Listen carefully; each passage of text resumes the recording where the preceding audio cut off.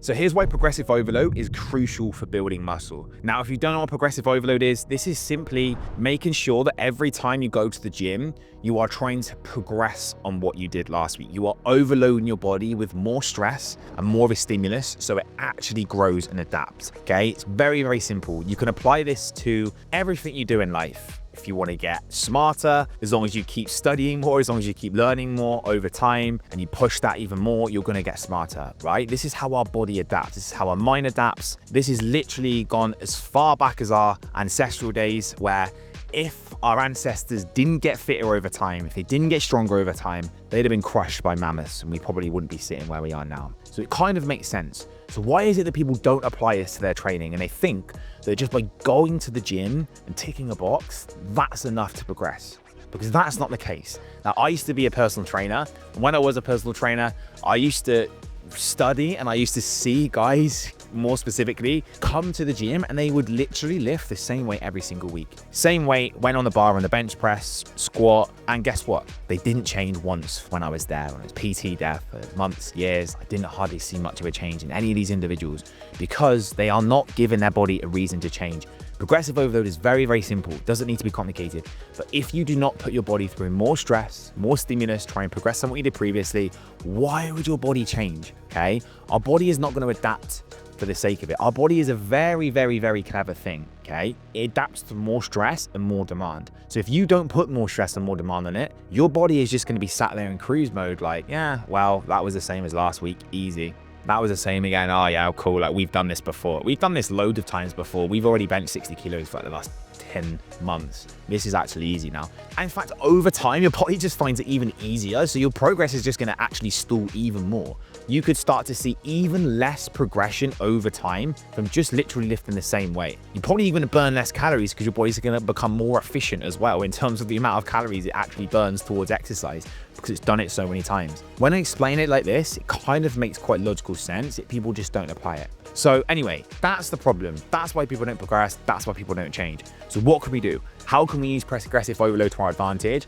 And what exactly is that when we want to actually action it into our training? So it's very, very simple. The most important ways that you can implement progressive overload is this. Firstly, you need to try and get stronger. So you need to start tracking your training just like you should be tracking your calories. You need to actually start understanding how much weight are we lifting in the gym? How many reps am I doing? When you've got these two figures on your lifts, you can start applying progressive overload every single week. So if you know, right, last week I did 60 kilo bench press for 10 reps. Cool. This week, I'm going to do 60 kilo bench press for 11 reps, or am I going to do a 65 kilo bench press for 10 reps? You can start to understand how to progress on a week-to-week basis.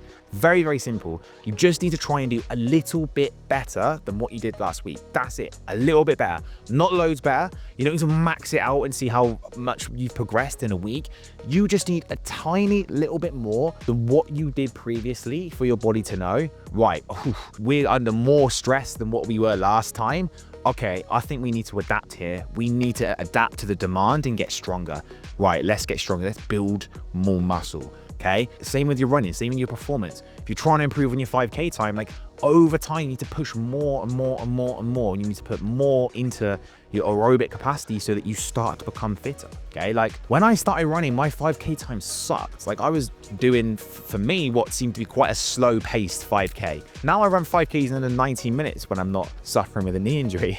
And that's because my body has constantly had to adapt to the demand that's been placed. I've smashed my training a lot with my running, that over time, my body is adapting, it's getting fitter over time. And that's how people progress. That's how people, get to these amazing positions where you're thinking, how is that person that strong? How is that person that fit? It's because all they've ever done is they've applied progressive overload to their training over time and their body adapts. So anyway, back to what I was saying. That's an easy way to try and make sure you're applying this. Get stronger. If you can get more weight out than what you did previously or more reps, you're applying progressive overload. Now, there's more than one way that which we can do this. Other simple ways in which we can do this is you could just simply add an extra set to your training. Okay, if you just literally went from doing maybe 2 sets to 3 sets, that's more demand on your body. 3 sets to 4 sets, that's more demand on your body. Increasing the training volume throughout the week is another way in which we can increase overload, right? We can put more volume on our body in terms of the amount of resistance it's actually had to lift during that session for it to grow back stronger. It's very, very simple, right? Say we can do 50 press ups, quite easy. Why don't we try to do 55 the next week, 60 the following week, 70 the next week? If we keep doing more and more and more, guess what? Our chest is going to grow, our triceps are going to grow because it's placed under more demand. It's very, very simple. Other ways we can do this is just simply making sure that we slow the rep down. Range of motion, making sure that we put more time under tension on the exercise. This is very easy. It's maybe a little bit more boring. It's not quite as sexy as, getting stronger every single week, but it works. So if you're injured or you don't like necessarily, wanting to go as heavy all the time, just count an extra second on the way down, on your bench press. Instead of going 2 seconds to the bottom, do 3 seconds, do 4 seconds. That slow rep is what, again, is going to recruit more muscle fiber. It's going to place more of a demand on your body. So again, our body's going to grow back and get stronger. Really easy way to do.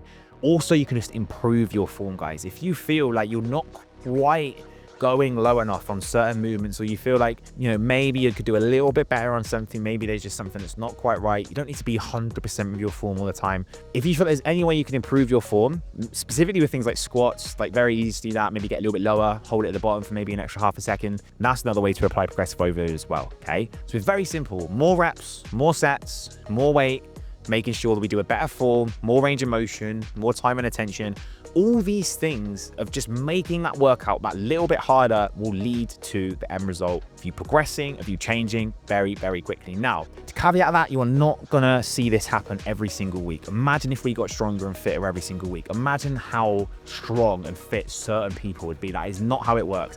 Over time, it is harder to apply progressive overload. Like for me now, I don't get stronger very quickly. I don't get stronger very easily, but I'm okay with that. I've built probably enough muscle that I'm happy with now. So you have to realize that, especially the dieting phase, you're not going to have as much energy to be able to put towards demand in terms of trying to progress. But still, that should still be your mindset. Even if you are maintaining your weights in the dieting phase, especially towards the last few weeks, that's still a massive win. If you're losing strength, maybe you've got a few problems there with losing muscle mass. But if you were just maintaining your strength, that's fine. Like most of the time for most people, that's really what we should be looking to do in the diet phase.